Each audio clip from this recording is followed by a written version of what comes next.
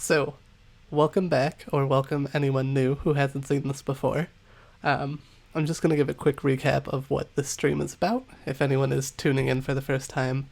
So, we are going to build an Android app from scratch over several streams to build like an Android study guide. A simple app that can show, not a simple app, but a app that can show a bunch of Android development learning resources.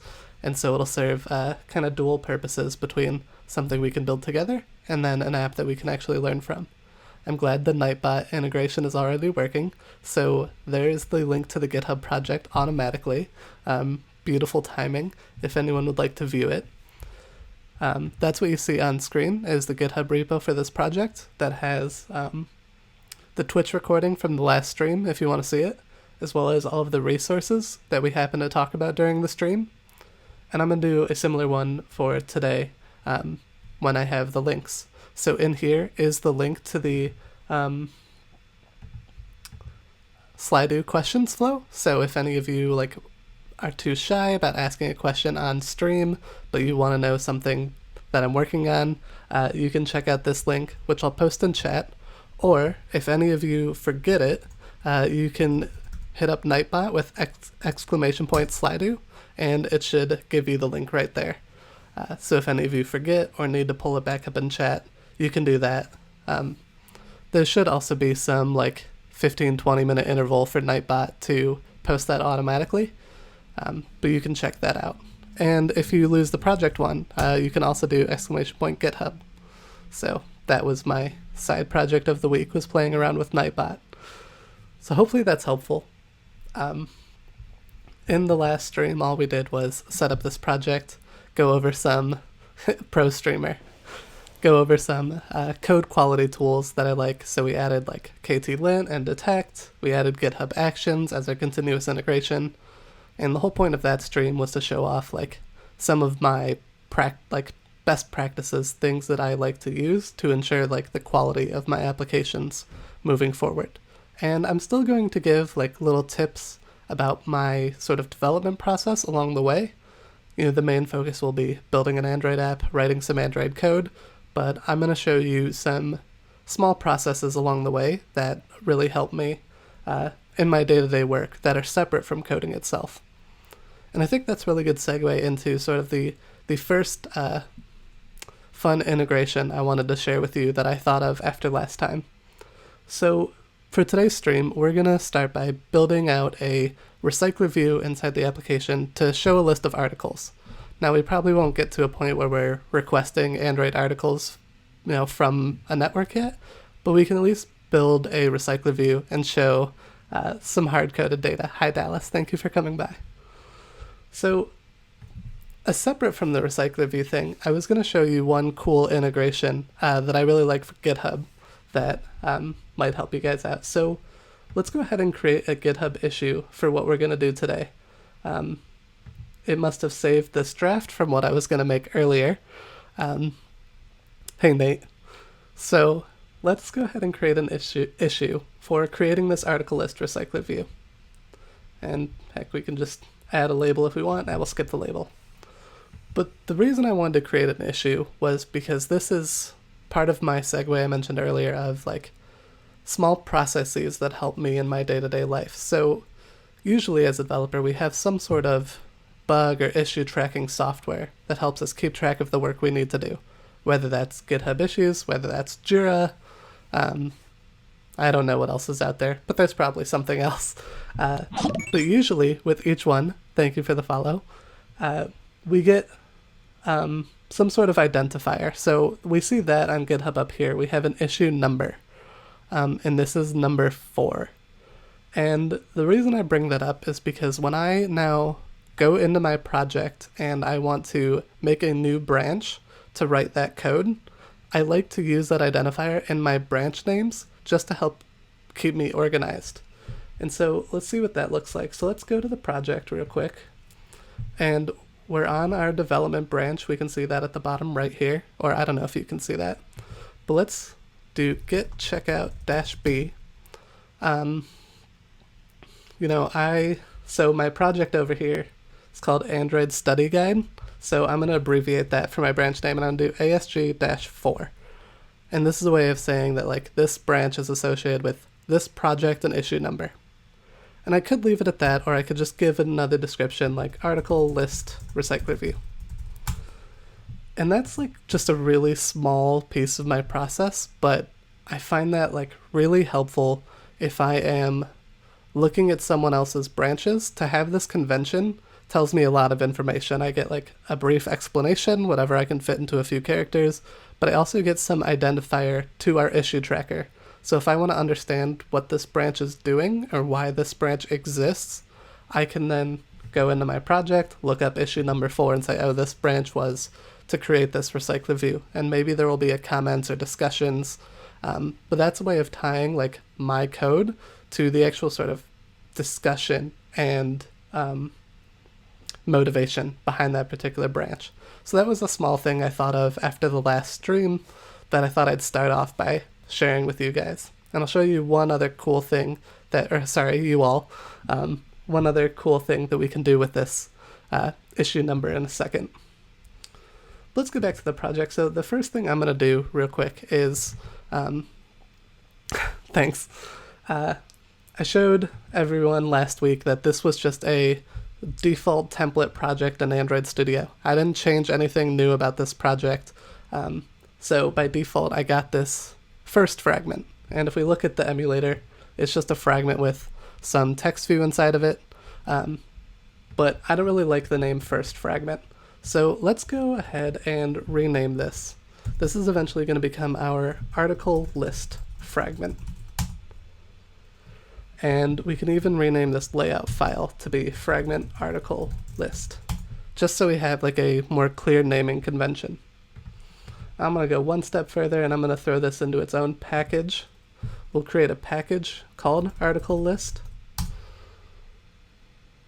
Ah, yes, sorry, I skipped the keyboard shortcuts. I really have to add, I know there's like some macro that can show it, but if you are in Android Studio or IntelliJ, Shift Function F6 will bring up the refactor screen.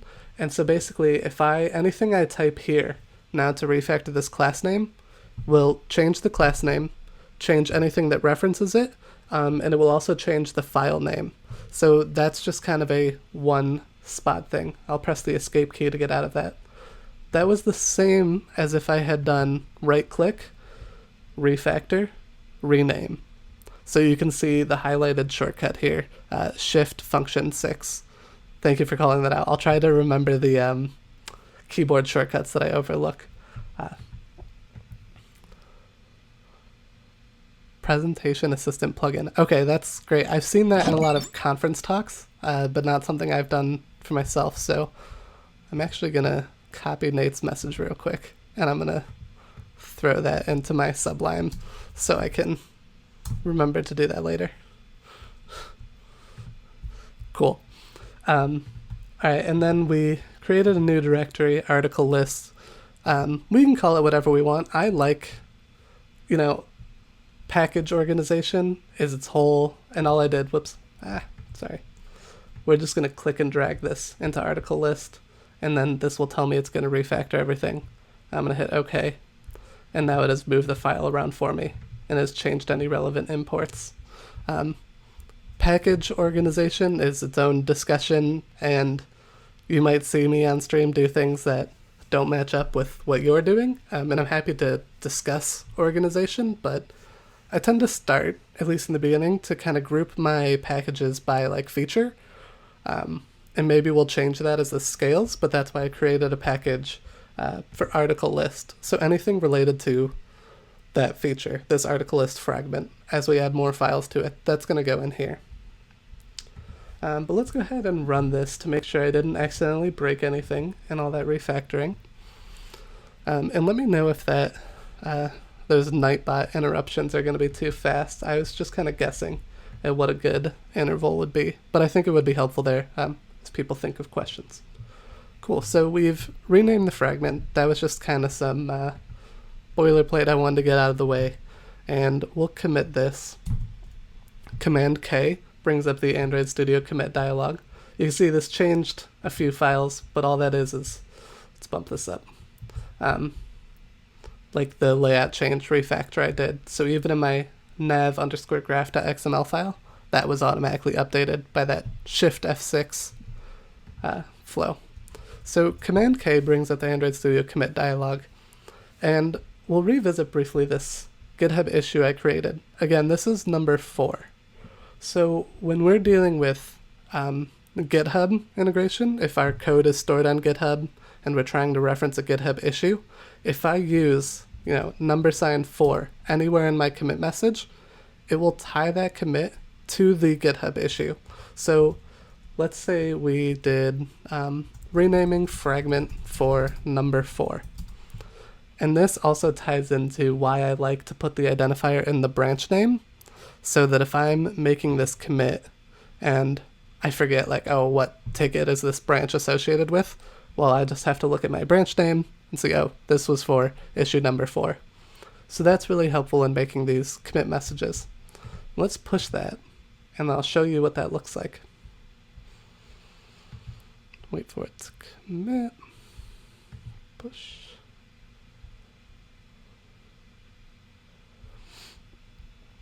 So I might need to refresh this real quick. But now we can see on the GitHub issue in the logs below that I referenced this commit, or I referenced this issue from a commit. And so if we do that in every commit, we'll actually be able to look at this issue and see the history of those changes. And that provides just more context to this issue that's open.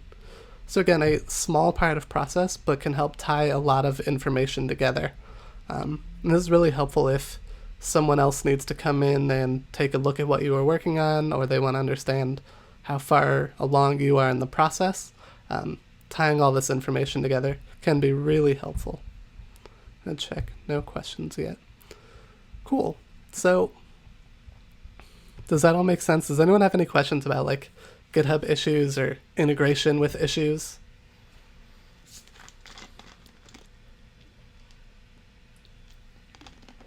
I believe with Jira, I do the same thing with Jira. You can put the board name and ticket number together.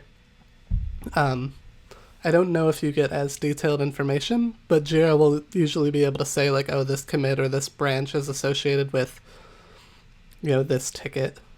That can be really helpful. Another thing we can show later on is if at any point I use a specific format inside my commit message and I use something like fixes number 4 or closes number 4, when that commit is then merged into our base branch, GitHub will close this issue automatically. So I can, right from the get-go, right from just my commit messages, modify and end up closing this issue without having to manually keep track of it. So I'll try to remember to do that at the end. But now let's dive into some code. So we want to build a little study guide app here and show a list of articles on the screen. So let's start by building that out. The first thing I like to do when I need to build a RecyclerView is create the model object that is going to be powering that RecyclerView. What am I going to show inside of the list? So let's create a new package. We'll call it models, where I'm going to put all of my model objects in the project. And we'll create a new class called article. And we'll make this a data class, and we'll think about the different properties that should go to an article. So I can think of 3 that I'm going to want to keep track of. The first one is the article title.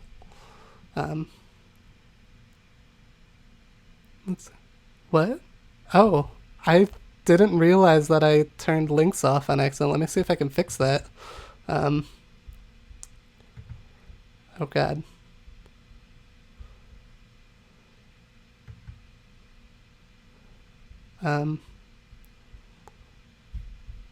My bad. I think it's fixed. I think that you should be... What were you trying to share a link to?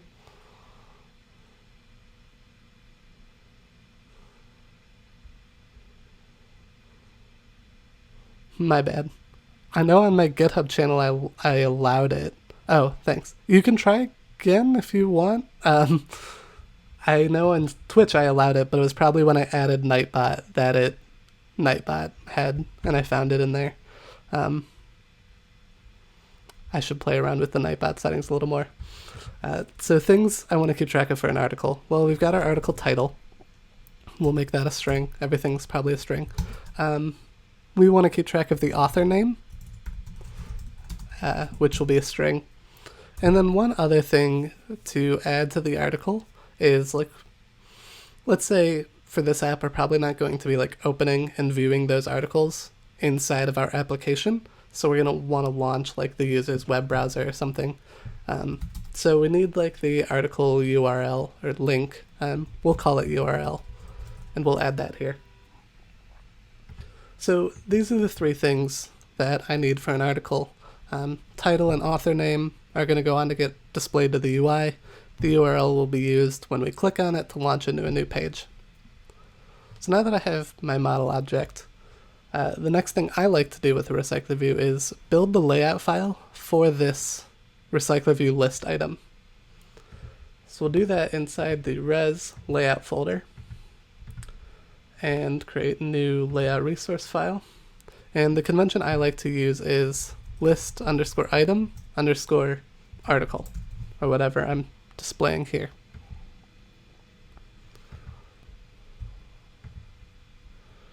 I'll sync. We'll split this so we can see them together. So by default, Android Studio gives us a constraint layout that matches parent. I want to wrap the height based on whatever the title is. So let's start by throwing in a text view. Now, some of you might like the drag and drop for Android Studio layout files. I do not. I have gotten used to just doing everything in XML. But if any of you have questions about this, let me know. We'll create a text view, call it article title. Let's go up here and add the app namespace. So this will constrain to the start of the parent, XML or bust, exactly. Get out of here with your front-end web dev jokes. Create the end of the parent, and the top is the parent. That was one, so I learned this like a few weeks ago. I used to, when I was working with the constraint layout, do like app layout constraint top to top of, but I learned that you can do like letter shortcuts. So if I want top to top of, I can type like TTT. No, I can't. Well, it's already there. So the one that's missing is end. So if I want to do end to end of, I can do ETE, and it picks up the shortcut, so I can just then say end to end of parent. Yeah, the design editor probably has improved. I would say, as someone who like got grandfathered in when it was terrible, that I just got used to XML files.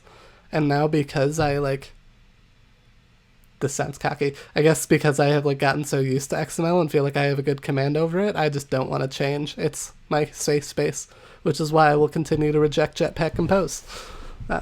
Just kidding, maybe. Alright, so we've got our title text view in here. Some of you may know this, but if you are, let's go ahead and add, at the top we can add the tools namespace. Constraint layout betas were rough, I bet.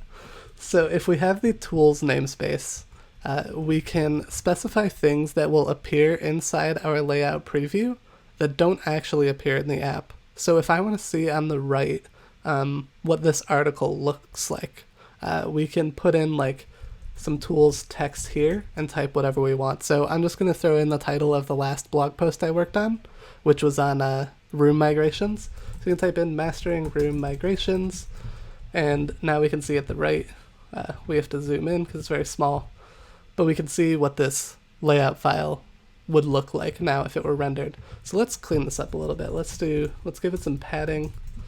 We'll change this text color to black. One other thing I might do that you all might not catch me doing is a shortcut for, on Mac, Command Option L will reformat the file. In an XML file, basically what that means is it's going to reorder all these attributes into whatever you've defined. We could probably look at that in another stream. You can customize all of this stuff But I typically leave it at the default, which is basically ID at the top, and then every other property is going to be like alphabetical order by namespace. Cool, so we've got the title in there. The other thing we want to show for each article is the author. So let's create another text view, make this the same thing. Whoops. Give this an ID of article title, or I'm sorry, article author. Constrain that to the start of the parent. I'm full prepared to do an about face. You would, TJ. Like a year ago, you were still anti-Kotlin, and now you're like on the Compose bandwagon, so I'm not surprised. And we will put this top to bottom of article title. Cool, so we'll have the title and then the article author displayed below it. We can use the tools namespace again. We can say this is by me. Why not? Cool, so now we can see in the... Oh my god, how many symbols did you put there? I'm gonna play around with the Nightbot settings. I didn't mean for it to be like so strict. It's probably just really strict by default. Oh no. I'll play around with those for the next stream, so we can shitpost as much as we want, because I don't really mind. So we use the tools namespace again, so now we can see here on this layout preview on the right what our list item is actually going to look like. So now that we have that, the other XML file that we're going to have to play with is the Fragment XML file. So right now, this fragment just shows the text view from the default thing. Let's get rid of that and replace that with a recycler view.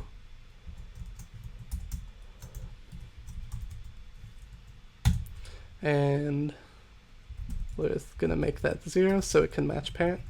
We'll give it an ID. I like to call it article list. Some people like to... Sam, I'm here for the puns. Thank you for that declaration. Okay, I'm sorry. That was a declarative UI pun, if that didn't land. Some people like in their view IDs to put like article list recycler view or article list RV. Some people like that. I'm not personally a fan, but that's just kind of a random thing. So we're going to constrain this to all of the ends of the parent. So it basically takes up the full screen. So top to top of parent, end to end of parent, start, bottom. One day, I hope the constraint layout just gives us a one-line XML thing to basically say, like, fill constraints. Because I believe I could make this, like, match parent width, and I think it would work, but I also think that's, like, frowned upon inside a constraint layout.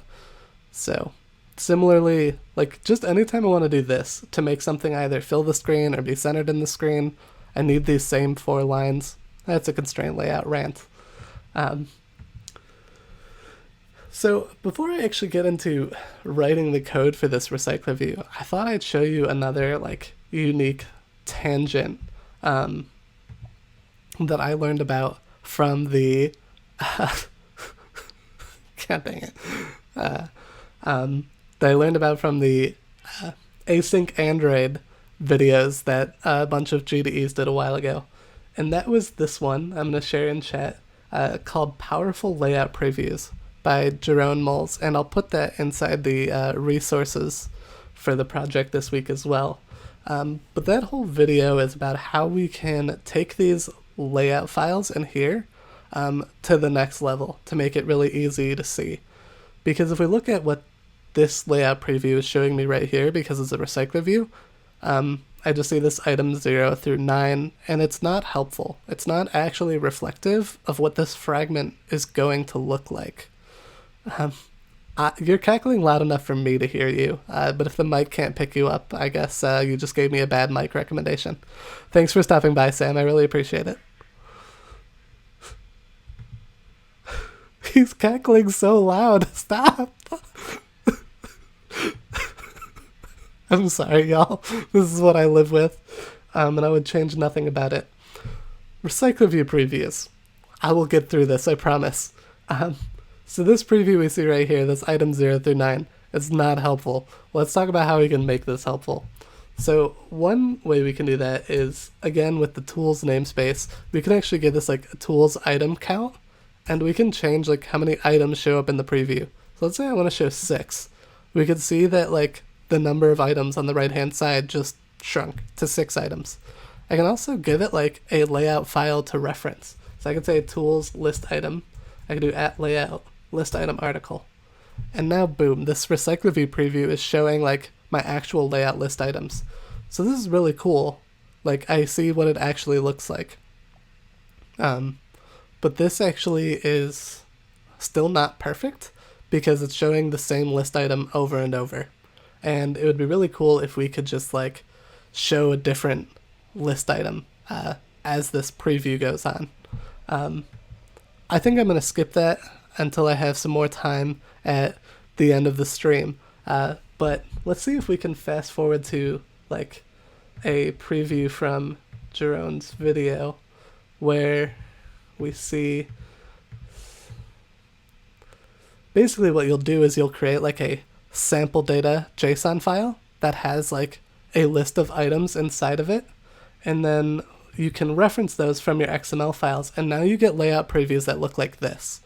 So you get like full layout previews that can have different images, different text, and so now that Android editor becomes infinitely more powerful in that you can see like what your fragment actually looks like with like almost real data. So if we have time at the end of the stream, maybe I can show you how that works. I obviously don't want to steal his thunder. Please go watch this video. It's incredibly helpful. That's why I wanted to show it off. But up until about a month or two ago when we did these, I didn't even know this existed. So blew my mind. Definitely recommend this. And it's a 7-minute video, so should be able to get through it pretty quickly. If you want to leave my stream to go watch it, I won't be too upset.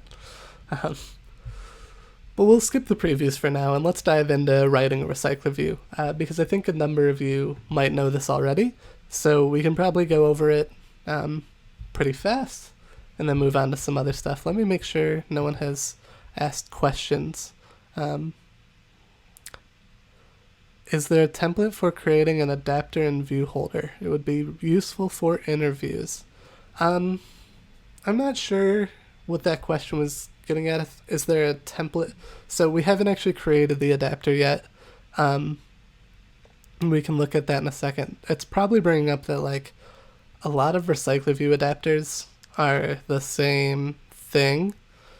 You end up just overriding the same methods to show a backing list of data. It's almost always repeated code over and over again. I don't know if there's any shortcuts yet. I mean, there are some libraries out there that try to shrink the amount of work you have to do to build a RecyclerView adapter. Might make sense to talk about that after I do it. So let's go ahead and do that. We're going to go into our article list package. Thank you for the follow. We're going to go into our article list package, and we're going to create a article adapter. This will be a RecyclerView adapter. Call it article adapter. Now, a shortcut here, when you write out the like RecyclerView class signature, when I have this, or the adapter, I have to specify a view holder. Which I haven't made yet. So let's back up on that. Whoop, too far. And let's make that view holder first. So inside my adapter, I'm going to create an inner class. Well, not an inner class, but a class inside of here. And I'm going to call it article view holder. This needs to take in a view that it can pass into the parent for the RecyclerView.viewHolder class. I'm actually going to go on another tangent to talk about well, let's come back to it. Let's do it this way. So this view is going to represent the list item article XML file that we already created. So I'm going to show you like a slow way of building this out, and then I'll show you an even faster way right after. Why not? So let's say we want to keep track of, we'll make a private val for the title text view. And basically the way we get that, that'll be a text view. And we'll get that by saying view.findViewById, the classic Android method we all know and love, article title. I probably need to import R, so I'm going to hit Option Enter. Whoops, nope, I lied. Thought it was Option Enter. Yeah, Option Enter and then import. And on this view holder, we're going to create a public method called bindArticle. It's going to take in an article object that we defined earlier. And all this is going to do for now is say title text view.text equals article.title. Cool. So that is just a relatively standard way of just taking in some data, binding it to the UI. Now, some people use a library for this called data binding. We use that at work that I really enjoy. But there's a separate one from Android that's very similar but slightly different and has an almost identical name, which is view binding. And I'll show you what view binding can do to make this a little faster.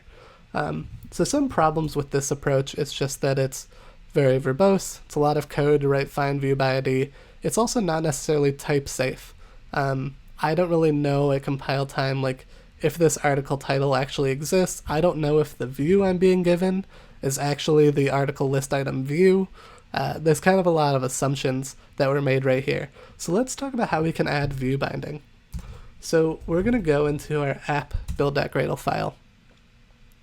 And this is, again, defaults, but you saw some of it last week. There's this Android code block here that defines like our compile SDK version, min SDK version, all this fun stuff. At the bottom of this, we're going to define a new thing called build features. And I'm kind of doing this from memory, and I'm going to hope I did it right. And one of the build features we're going to add is view binding. So we're going to say view binding equals true. And let's go ahead and sync and see if I did that right. Cool. So what does view binding give us? Well, for every XML file we create, if we look at the convention of the name at the top here, list item article with underscores, it's going to create a file with that convention in camel case, I think is the right one, that will have all of the views inside of it. So how do we reference that? Well, let's go back to our adapter. And instead of taking in a view, I want this to take in a list item article binding. So say binding is list item article binding. So this binding class has all of the information about that list item article view in a type safe, easy to reference way. So now this breaks here because I can't pass in the binding into the view holder. I need to pass in the root view. The way we get that is from binding.root. And now to reference our text view, we just say it's binding.article title. So the property name is going to be whatever ID I gave it in the XML file. And that's it. So no more find view by ID, no more like, does this exist, does it not exist? It's a lot nicer, and you basically get this for free from the XML files if you have that build feature turned on.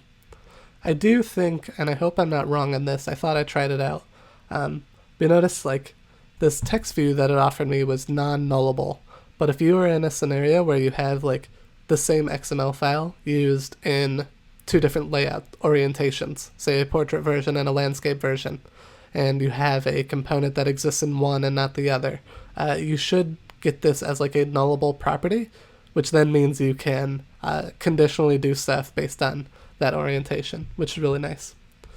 So let's finish this up by getting a author text view. Binding.article author, and we'll say that author text view text equals article.author name. And we'll probably clean this up a little further later and show you something different. But alright, so we've created our view holder. The next thing we need to do is make this class extend RecyclerView adapter. And we need to tell it what kind of view holder it's using, or view holder is plural, but we're just dealing with one view holder here. So we'll say article view holder. And another keyboard shortcut for you guys is Control I think? Yes. So Control I will give you all of the things that you need to implement for this class. And so we're just going to select all of those and hit enter, and it will create all of them for us. And we'll talk about each of them individually. So Oncreateviewholder, what this is going to do is basically, so the way the RecyclerView works is it creates a view reference for each list item, and as you scroll, it recycles that view so it can rebind some new data to it. This is very memory efficient. It's a lot different than just building all of these views in memory and having as many views as you do items. Typically, a RecyclerView has anywhere from like 5 to 7 views that it creates, however many fit on screen, plus 2, I think is the rule of thumb.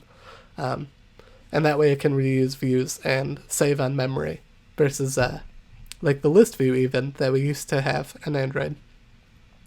But we still need to create those views for the very first time. So this will get called when the RecyclerView is starting up, and it needs to do that. So let's start by creating a layout inflator that we're going to need. And we're basically going to say layout inflator.from parent.context. So that creates a layout inflator. We're going to get a reference to our list item article binding, and we do that from calling list item article binding.inflate. And then we can give it the inflator. I think we could say parent, but false, because we don't actually want to attach it to this root. We just need to do that boilerplate. And then we return an article view holder with that binding. Get item count is for the RecyclerView to know how many items need to be displayed. So, like when it reaches the end, or how many times it needs to recycle the views. We're going to do that by creating a public list of articles that we can set on this adapter. So that we'll just say articles is a list of articles. We're going to start off by just saying it's an empty list. We'll deal with the set value in a second. So for get item count, we're just going to return articles.size. So this is pretty standard, and probably why the person who asked if there's a template for RecyclerViews wanted to know, because I have probably written this line so many times in my career for every single list of items. The reason it does exist, the reason why you can't just throw a backing list of data, is because you might do something more fancy with the RecyclerView. Maybe you have headers. You know, if we broke up the articles into different categories, it might be number of articles plus one item for each header as a common example, or footers, or who knows what else. So that's why get item count exists. And that's really, it feels like a pain for these lists of singular items, but that is like the powerful part of RecyclerView that we didn't get as easily in the list view counterpart that used to be popular in Android. So it's kind of a weird trade-off. Like, it's more work for us, but it comes at the benefit of having such a powerful component in RecyclerView. And then onBind view holder is called for each position. It knows the holder to be used for this position.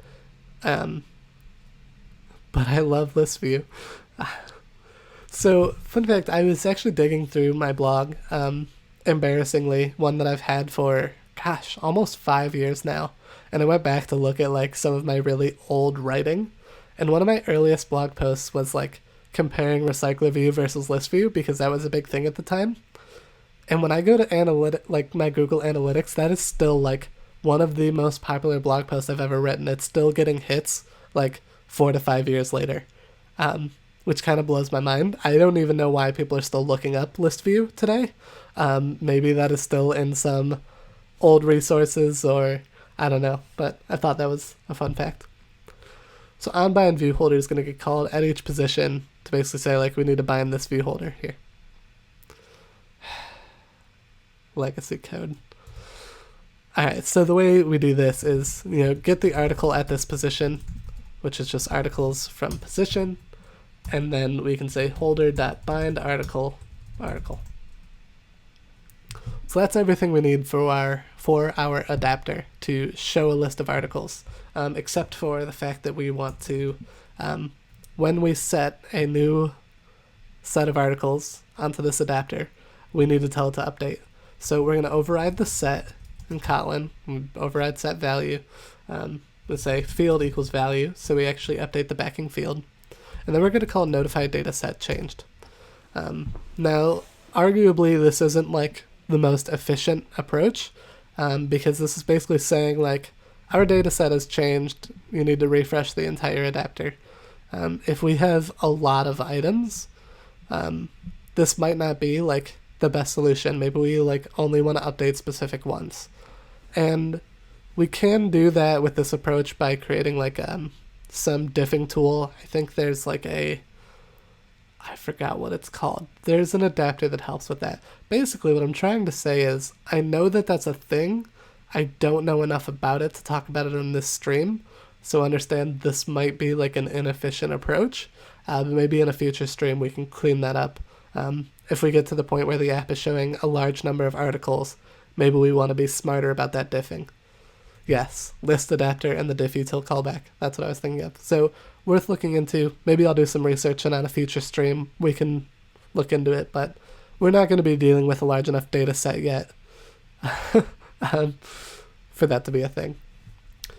So now that we've created our adapter, let's go back over to our fragment and apply this adapter to it.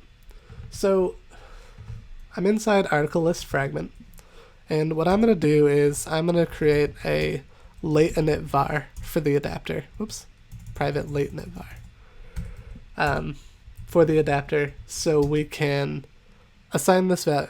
Basically say I expect there to be an adapter, but I'm not going to assign a value until the view itself has been created. So this will be an article adapter, and inside OncreateView is when I'm going to create it. So here we'll say adapters equals article adapter. We're going to change up this fragment real quick to also use the new view binding library. So let's create a reference for our view binding, which will be fragment article list binding. Again, this is taking our XML file name, fragment underscore article underscore list, and camel casing that and adding the word binding at the end. So we can create that binding by saying fragment article list binding dot inflate, inflator container false, and then instead of returning this layout inflation, we're going to return binding dot root. So I know that was really fast. I'll let this code sit here for a second, but basically this is just, now that we've imported view binding, we're going to want to use this moving forward to make it really easy to reference our views. So I switched over from, why attach false here? This is a tricky one. I used to know the answer to this. Basically, when you inflate a view, inside this inflate method, you need to give it like a container, like a parent view. And then you need to tell it whether or not the view you're inflating. And I'm not sure why you need that. I don't know if it needs it to try to get some context. This is really digging into the Android framework in my brain here.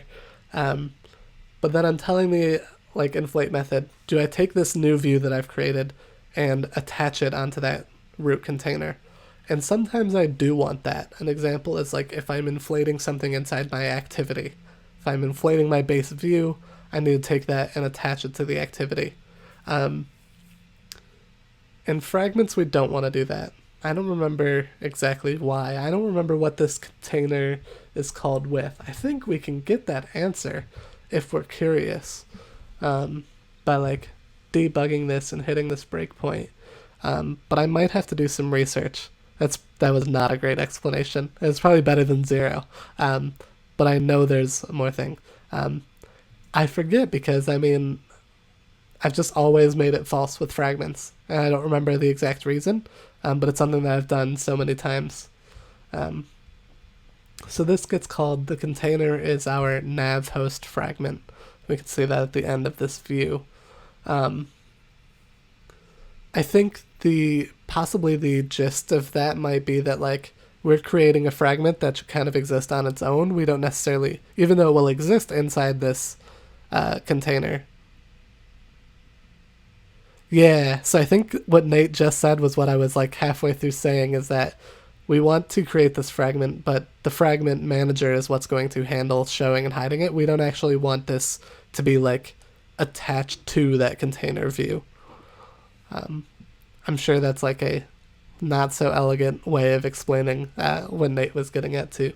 But I can do some research, and I mean, if someone wants to hold me accountable and next Wednesday bring that up again, I will try to have looked it up by then. But now that we've created this, let's create a new method called setUpRecyclerView.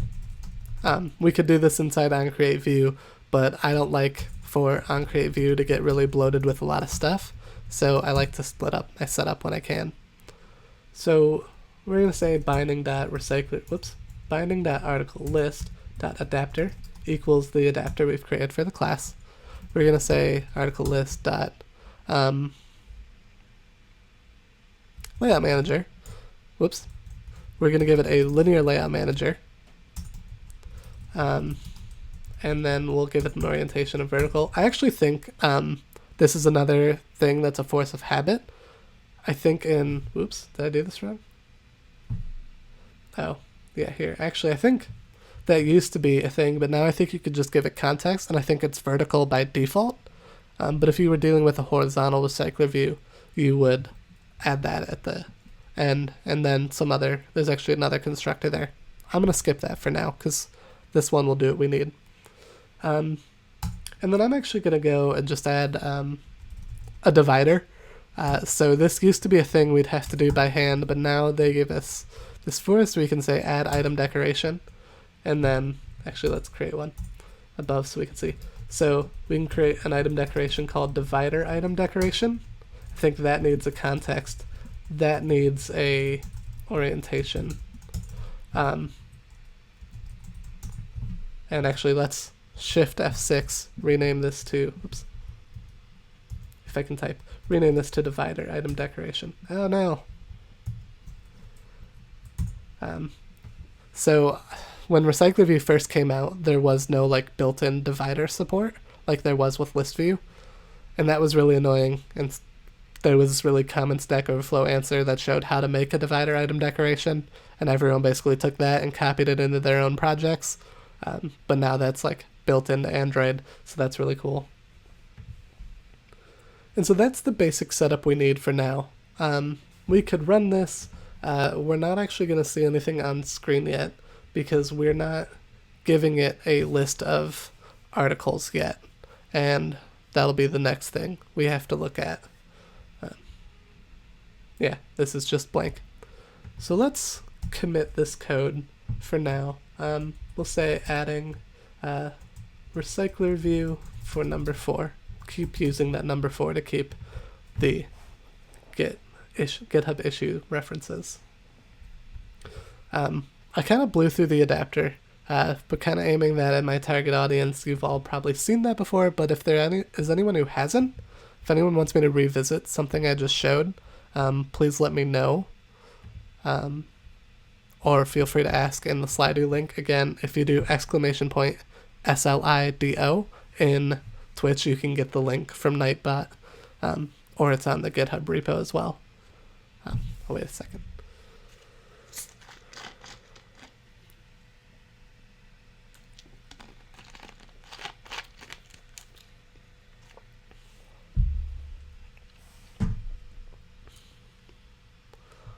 I'm really glad I could adapt quickly to that question.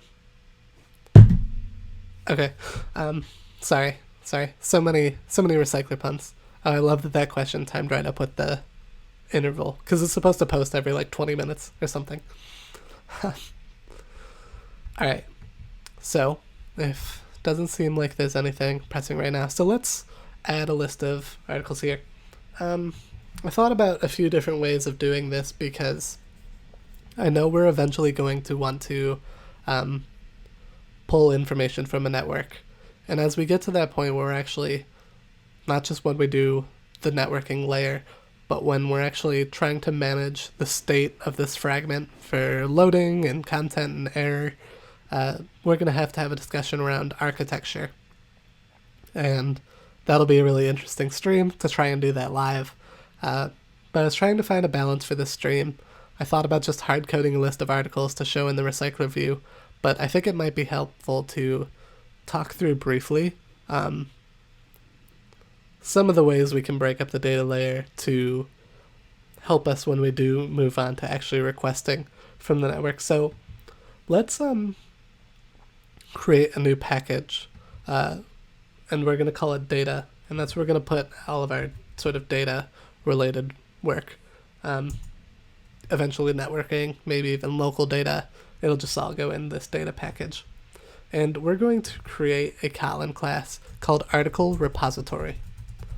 And I should write some code docs as I go, but an article repository is basically going to be represents any source of articles to be displayed. So we make this an interface so we can define the contract of what that like article data request looks like, and allow us to build an implementation that requests that data from specific places. Whether that's a live server article repository that's going to talk to some server and get articles, or maybe we want to make one specifically to fetch from my blog or someone else's blog, or maybe we want to create a fake interface for testing, or a fake implementation for testing. So that's one reason to have an interface wrapped around this. And ideally, we would make this a suspend function, because we know that we're going to request data and we're going to want to do that off the UI thread. But I am definitely going to save that for a future stream. For now, let's just make it a regular function called fetch articles and have it return a list of articles. And when it is time to actually request from a network, or we change this around and talk about architecture, we could talk about like coroutines or how to run this off the main thread. But for now, let's say it's fine to run it on the main thread. And for the purposes of this stream and demo, we're going to create an implementation called in-memory article repository. And actually we'll call it in-memory article service. I don't know why, I kind of like that convention. Leave repository for the interface. And the reason I call this in memory is because this is just going to return like a list of articles that we've defined in memory. It's not actually going to like talk to a disk or talk to a server or anything like that. So Control I again to get the members to implement, and we've got this fetch articles. So let's hard code a list here. That's what this is for, right? So we're going to say return list of, we're going to create an article. We're going to call it title article 1. We'll say the author is me, and I have to give it the URL. We'll just make that an empty string for now. When we handle like clicks, we'll show it later. So I'm going to take this, I'm going to, copy this, my favorite thing to do. I'm going to dump a few of these together. Oh god, oh god. And I'll change the title just so we know that they're different. We'll even change this thing.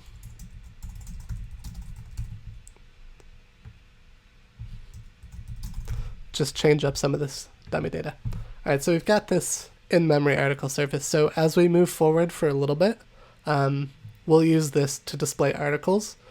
This approach is really helpful for testing our UI, trying things out without having to do the heavier work of actually talking to a remote server, which we're going to do in this project eventually. But that was a bit much for stream 2. We'll try to slowly work into this. So let's go back to our fragment. We are going to create a private variable for this for article repository. Now again, not something some of you who are Android devs know that this should not belong in the fragment. We are going to pull it out of here, but it's just kind of me incrementally building the app and showing you that. But we'll talk about where this should go. Maybe in today's stream, maybe that's where we'll start next week. But we'll get an article repository, and we'll start off by saying it's our in-memory article service. And what we'll do is we'll say, on view created is where I'll put this. We will say our adapter.articles is equal to article repository.fetch articles. So again, this is not really a production ready approach yet, but this is just incrementally creating an article service. Creating that interface was important so we can use this in-memory service as we move to a better code structure. But now this builds something that we should be able to test and run and see a list of articles.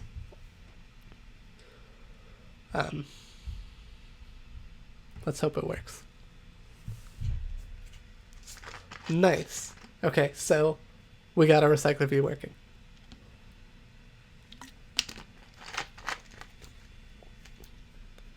Any plan for a dependency injection? So I haven't looked at Hilt yet. I am not a Dagger fan, but I do have some thoughts around dependency injection, and I'll definitely be talking about that moving forward. Maybe even tonight we can show off like a brief component, like a view model, and show like how we can use constructor injection and why that's important. But we'll talk about some of that. Thank you for the question, Jayport. I think I did get some Slido questions to talk about this. Is it possible to declare the layout manager in the layout? I don't know. I think the answer used to be no, but let's find out if that's changed. RecyclerView layout manager from XML. Let's see if this has changed. It seems like it might have. It looks like you can do app layout manager. Let's try that out. This is what we're here for. Sorry, I'm looking at, I went really fast showing you my, this is what I do every day, right? So took a question, dumped it into Google, clicked on the first Stack Overflow link. That really is what our job is like. Everyone says it's a joke, all we do is Google all day. No, that's it. And I can see this question at the top is the exact question I got. How to set RecyclerView layout manager from XML. That's a really good point, Nate, about wanting to do it based on code. So for this project, I would argue for this list of articles, this vertical list, I don't really see this changing, right? But an area where it might is if you do something like a grid layout manager. And why that might change based on config is maybe on a phone, I have a grid that is, 2 cards side by side and scrolling down, but maybe on a tablet, I do something 3 or 4 cards wide. And changing that column count can affect like the grid layout manager instantiation. So that is a really good point. If you think your layout manager is changing, you might not want to put it here. But let's try it out for this project, since I don't think that that's going to happen. Hopefully no one clips this, and hopefully I'm not wrong. So let's try it. Let's try app layout manager, linear layout manager. So let's go ahead and run this. Another keyboard shortcut, Control D, will debug the app on whatever phone you have specified at the top of the IDE here.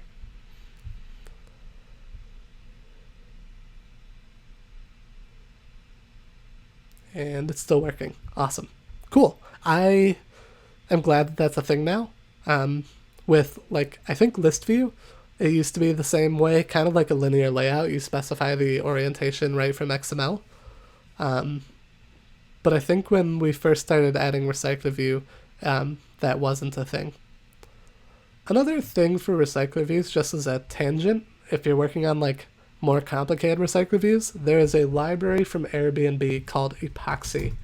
That is very, very cool. If you're working with different types of like view holders, let's say you want a recycler view that has a lot of different types of items, epoxy becomes very powerful. I don't think they have an image in here, but definitely something to check it out. We use it for some complicated lists at work, and that's very nice. Let's see what other questions I had. That was a good one. Are there any Kotlin idiomatic patterns for creating the adapter? I don't think there's anything. Oops, sync this to get that article back. I don't think there's really any Kotlin idiomatic approach here. Nothing that stands out. I mean, some people have. I've seen, I guess, to think of Kotlin language features that people use, I've seen something like this be a thing, where you can do the, like just define a function inline without the brackets like that. So the getItemCount function just returns article.size. That's like a little less code. Personally, I'm not a fan. I think that these brackets make that much more clear, and that's less likely to bite me in the future. But I can't really think of anything Kotlin-y that I do differently with adapters than versus when I wrote them in Java. That's a good question. If anyone thinks of something different, let me know. This is a good one. So could you speak about the performance implications for using Kotlin Android and extensions versus data binding? And which one do you recommend? So Kotlin, when we got Kotlin, they made some sort of synthetic properties that worked a lot like this binding does. If you were inside of a fragment class or an activity class, you could basically just reference the ID, like the ID name directly, and manipulate that view. There were reasons why people didn't like that. I think it was to do with it wasn't really like type safe. I don't remember the other reasons. I never used it enough to really have any thoughts on it, but I think Google was never really like behind it. They didn't really push it or recommend it. So that was one reason I never really considered it. So I don't know really the performance implications of that versus data binding, but we could talk about the complicated debate between data binding and view binding, two Android libraries that are almost identical in name and have very similar functionality, and so it can be a little confusing to understand what the difference is. So view binding, which is what we've seen today, what this line is doing right here, is just for making access to views easier. That's it. And one nice thing about view binding is I don't actually know how that code is generated, but it's not like it's not actually generating like a new class. Like if I click into list item article binding, it just takes me into the XML file. Versus data binding, I take this XML file, I wrap it in a layout tag, and then at build time, it will generate a binding file, like a whole new Java file that does some work. And what data binding is used for is for me to bind data from XML. So let's look at it. We've got time. Let's commit this code. We'll say implementing in-memory article service. Let's push this. Oops, number 4. I actually don't know if I'll get all the way to building data binding because there's a few steps involved. No, we can do it. We can show you a quick sample. So to use data binding, we need to go into our build.gradle file where we set view binding equals true. We can set data binding equals true. And we'll sync this. Now, the first thing we need to do for data binding is to take everything in our XML file, and wrap it inside a layout tag. So we'll create layout, and then we'll just paste in what we just had. Now, what this will do now is next time I do this, instead of using the sort of view binding generated list item article or list item article binding, this will actually generate a new class that I think we should be able to take a look at. One performance thing is because data binding is working with generated code, it can slow your build times down a little bit. Hopefully not too much here. So let's go into our adapter now that we've added that much, wherever that is. And now when we click, nope, how do I get to it? List item. So double shift to pull up file search. We can see this list item article binding impl, and we're not going to look at it, but this is like the generated code that was created because of that layout tag. We wrapped it in. But let's talk about like what that actually gets us. Why would we use that? So inside the layout tag, before my view, I'm going to create a new one for data information. And inside here, I'm going to create a variable. And I want this variable to represent an article, because that's what this layout file is for, right? It's to display an article. So we'll call the name article, and the type, the type will be our article. Is it not going to give me autocomplete? So the type is article, but you need the full path name. There we go, we got autocomplete to the article data class that we created earlier. And now that we've done that, what we can do is where we would normally put Android text and give it some string resource, we can now reference a property from the article object. So we can say article.title is what goes here. And we do that with the @ and then a curly bracket, put the property inside of there, and then a curly bracket at the end. So let's do the same thing with author is, @ bracket article.author name, reformat that file. And now inside now let's go back to our adapter and change this to use data binding. So thank you for the follow.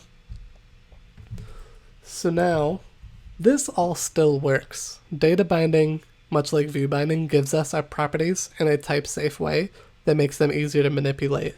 But I don't want to have to write these lines because these are what I just wrote inside our XML.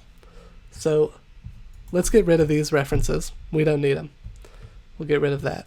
We don't need them. One thing that has changed now is we want to maintain a reference to binding. So rather than just making this a constructor param, we can put private val in front of this to signify that this is actually a class property now. And so inside bind article, what we can do is say binding.article. It will make a public setter for the article property. So in the XML file I was just in, I created the data tag at the top, I defined an article and its type, and now I've got this public setter for me to say binding.article equals article. And then in this case, I want to make sure that the binding refreshes with the new information. So I can say binding.execute pending bindings, I think is what I want. So let's run this and see what this looks like. So this doesn't feel like we gained a whole lot, except that like now if I want to change the list item article file to show a new piece of information, all of the changes that I'm going to make have to be done in XML only, because I'm basically saying, here's the binding article, execute the bindings. This view holder is no longer concerned with how do I display each piece of information. That's all handled in XML. And we can see that that did work. So that's what data binding does. It moves around code, right? It is still somewhere I have to tell the text view that your text is the article title. But now I'm just doing that in XML versus inside my Kotlin code. And that's a win for some people. I like it. We use data binding at work. I have nothing bad to say about it. But that's the rough idea. And that will be a little slower than view binding because of that generated code. But I think how slow probably just depends on how many layout files you use it for, if that makes sense. That was a really good question. That was a lightning fast introduction to data binding. Please let me know if I should go over it again, or if someone has questions about something I said during that. That was a really great question.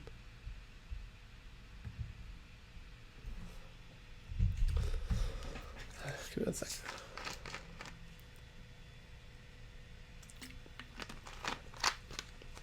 So this is another good one. What would be the benefit of using libraries like Epoxy or Groupie? I haven't heard of Groupie. Instead of manually creating an adapter in ViewHolder. So if we look at this adapter, what we have is we have this, with this generic type at the top, we tell it we only have one view holder. It's an article view holder. And so that makes these methods a lot nicer. I know that this returns an article view holder. I know that in onBind view holder, I'm dealing with an article view holder.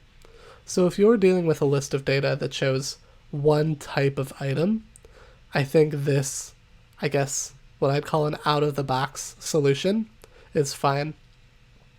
If I am showing complicated data, like I'm showing, let's say I'm showing articles and videos and podcasts all in one recycler view, I now have to change this root method to be just a regular view holder. I need to override this getItemViewType method to say for this position use this view holder, and that's complicated to figure out, well, what item is actually associated with this position, right? And then inside onBind view holder, I have to like say based on the position and the view holder, figure out which view holder I'm supposed to bind data to. And you'll see a lot of if-else statements or a lot of Kotlin when statements, like a Java switch statement. And that becomes a lot to manage. With Epoxy, it's very different. You just, for each list item, you have to create like an Epoxy view holder. But then inside your Epoxy controller, which is like an adapter, you basically take in a list of items.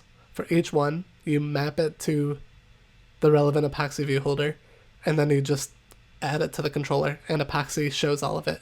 It handles the recycling for you, gives you a lot of built-in like animation support and everything, and it avoids that process of me managing all the different view holders myself. So that's a benefit of Epoxy. I don't think I have like a sort of screenshot of the OkCupid app ready to show like an example of Epoxy, but I hope that was an interesting explanation on why you'd consider something like that. Thanks for that question. How would you do an item animation for your list? Does it have a built-in ripple effect when you click on it? So for that, there's not. We can add one. I think there is a simple solution in Android. Let me actually switch to data binding. Just commit the data binding change there. I don't know if we'll use data binding moving forward in the project. Maybe we will. I wasn't sure because of people's familiarity with it, but I'll leave that one in there because that was a good on-stream discussion.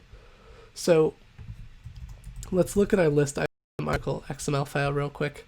There is a way, I think by default, we can do, on a list item, we could say Android background selectable. Nope. Do I have to Google this? I have to Google this. There is a one-line answer to this. RecyclerView.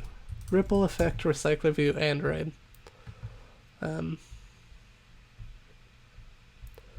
This.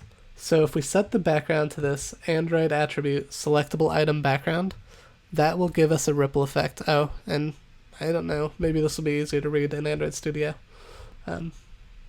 That will give us the ripple effect for free. inside our XML. So just by setting that one background. I hope that was, well, I think that answers the question on supporting a ripple. As far as other item animations, like a drag and drop or a slide to dismiss,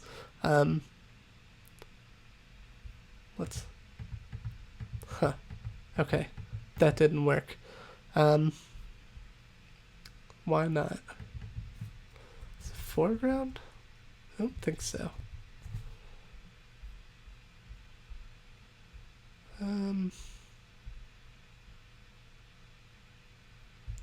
Oh, let's try these. Add Android clickable, Android focusable. Oh, yeah, Brian's on it already. So RecyclerView does have, again, it's a very powerful tool, as I mentioned earlier. So you can add drag and drop and swipe to dismiss. I have some Android Essence blog posts on that. They're very old. I don't know if they're still up to date, that I can share if anyone's interested. I wouldn't say it's, I have the question. Like, yes, that's built in. You don't need to add a new library. You don't need to write a ton of work yourself. But there's some, like, work you have to do. Cool, now we have the ripple effect just by doing that. So you can see you can get some stuff without a lot of extra lines of code for the RecyclerView, which is really nice. Great question there.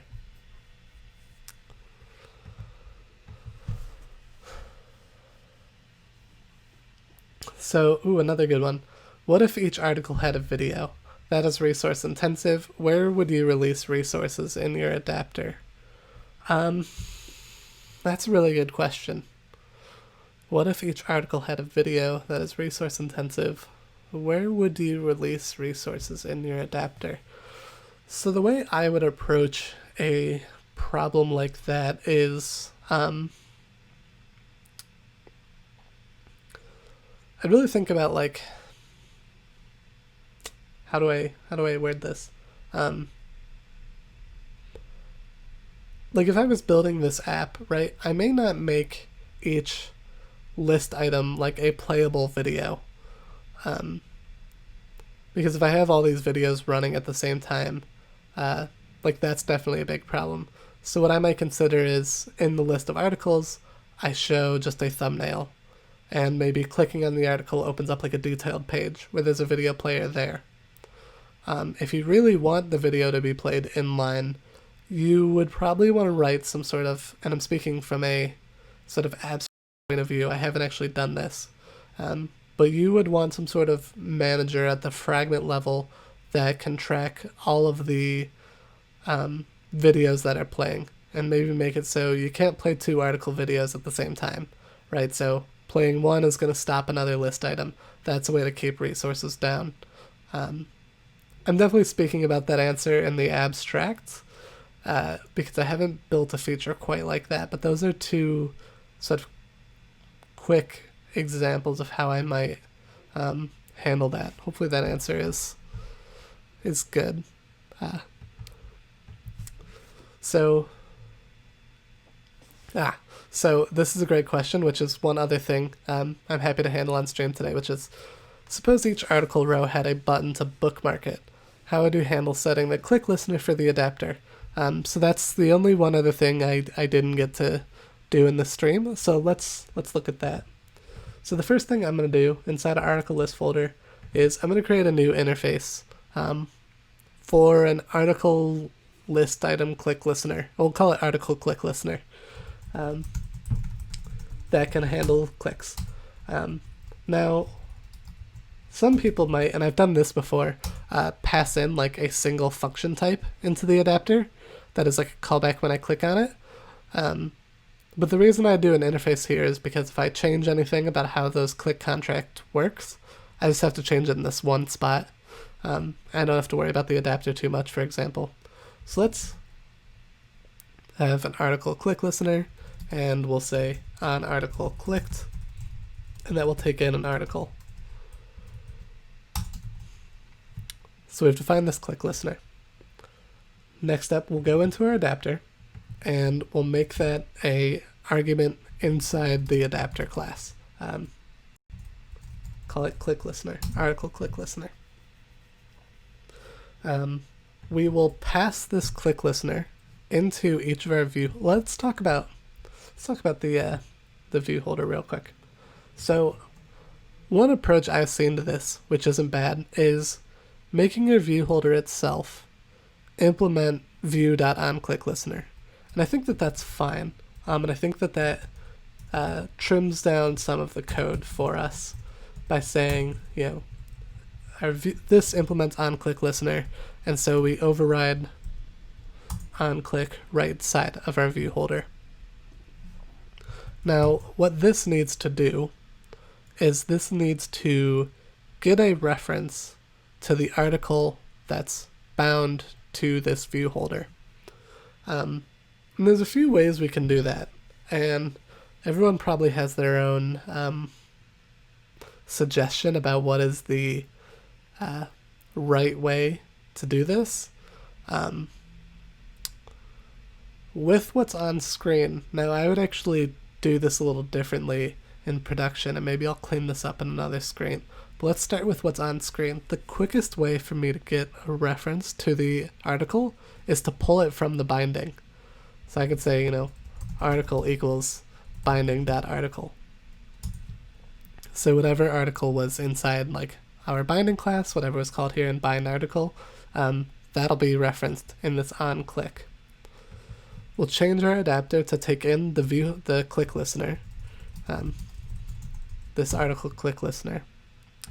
And now inside onClick, we can say click listener dot on article clicked article. So this will now propagate its way up from the view holder to whatever click listener was passed in the adapter. If we now, where we create the view holder, pass in this same click listener. I think, I say with a question mark, that with this specific approach, we don't necessarily need to worry about memory leaks. I think that each article item should still be able to clean itself up here. But I should probably do some testing of that after. I don't know if I can do that on the fly to make sure that I'm not leading you down the wrong path. But I think we're good here. So now that we've created the click listener inside the adapter, let's go to our fragment where all of this is configured. Again, our fragment shouldn't have a lot of responsibilities, right? This is getting into general architecture. The reason for that is it's a view class. It should only concern itself with how to display information in the view, handle view clicks, and that's it. So some of the business logic I'm about to write here in the fragment is for ease of like incremental work, but I would change this up maybe next week when we talk about like how we're actually going to architect some of this stuff moving forward. But for sake of this example, we're going to make the fragment extend article click listener. And so now when we create the adapter, we can say that the click listener is this, the fragment. And now our fragment at the bottom, it needs to override on article clicked. So what can we do when the article is clicked? Well, one thing we're going to want to do as this app moves forward is I want to read the article, right? So let's create an intent to go view that.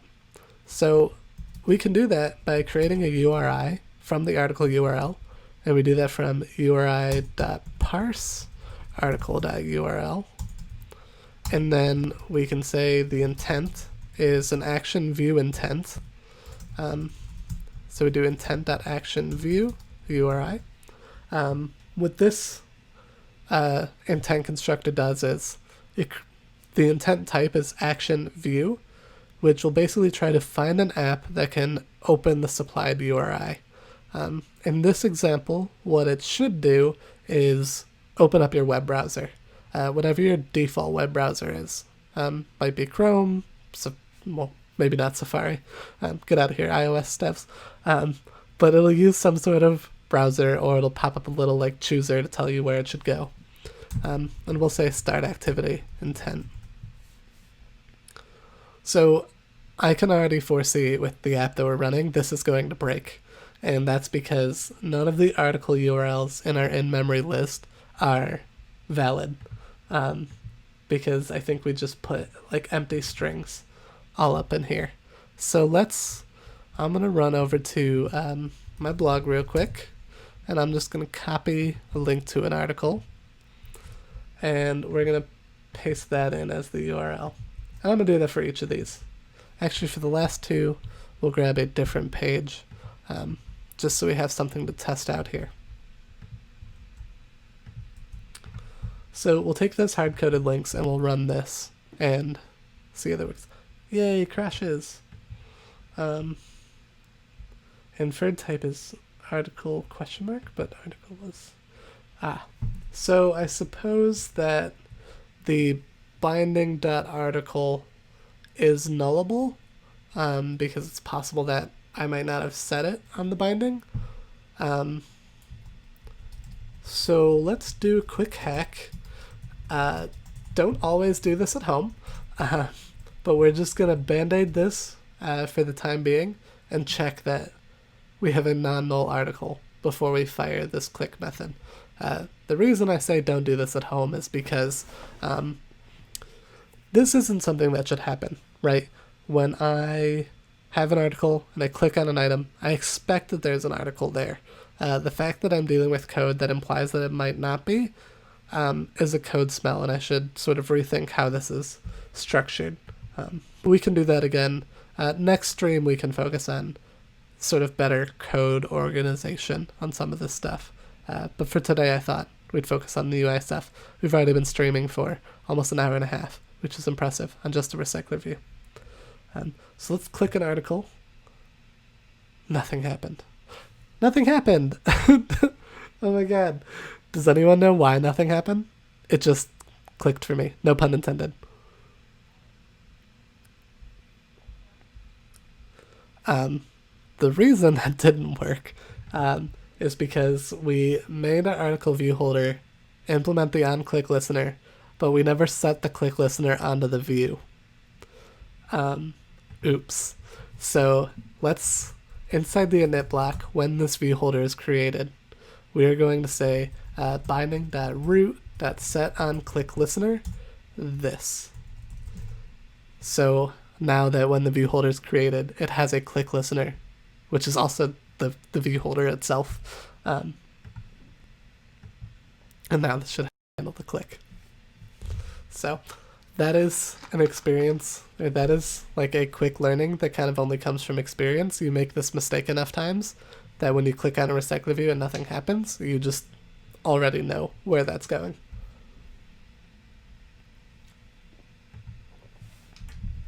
Nice. And now when I clicked on an article, it tried to open Chrome. This is an emulator. Chrome's not configured yet. Let's go ahead and skip some of that. But now we'll see. It pulled up the blog post. So, cool. Now I would say that the UI stuff is where we want it to be.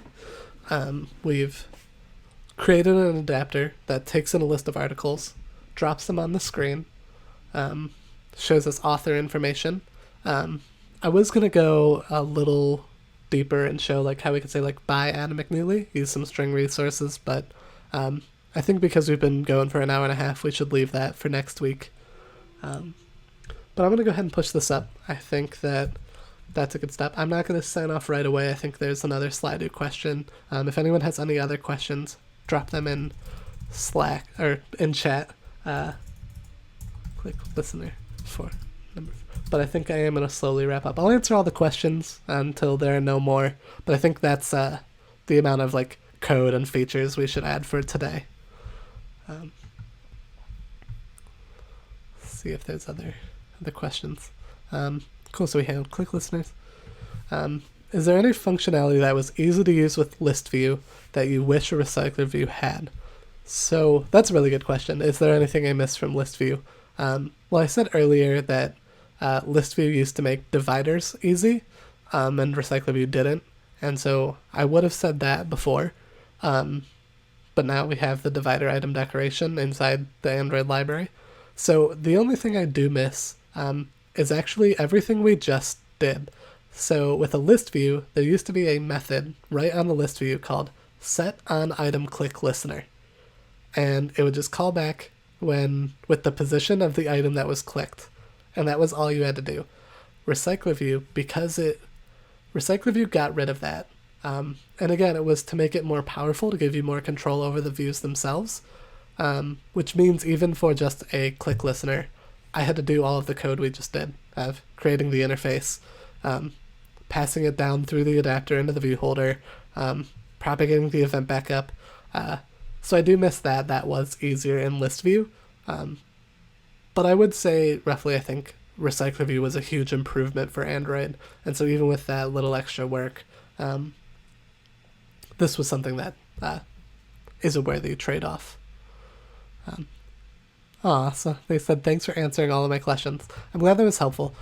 Setting up this Slido link was a really great idea. I know that posting in chat can be kind of nervous. I'm the same way. And so I thought this was a really great way for people to make sure they were still getting involved, especially on a stream that is going to be fast moving. And we're talking about complicated stuff here. Programming is not super easy. But I wanted to make it a space where I could helpfully fix that problem. I want to share my knowledge and my experience with all of you. I want to help make it easier for all of you. So the anonymous questions have been great. The number of questions I've gotten in just 2 streams is way more than I thought I would. So one of my favorite ideas that I added to the stream. So cool. Thank you all for coming by again. I'll see you guys next Wednesday.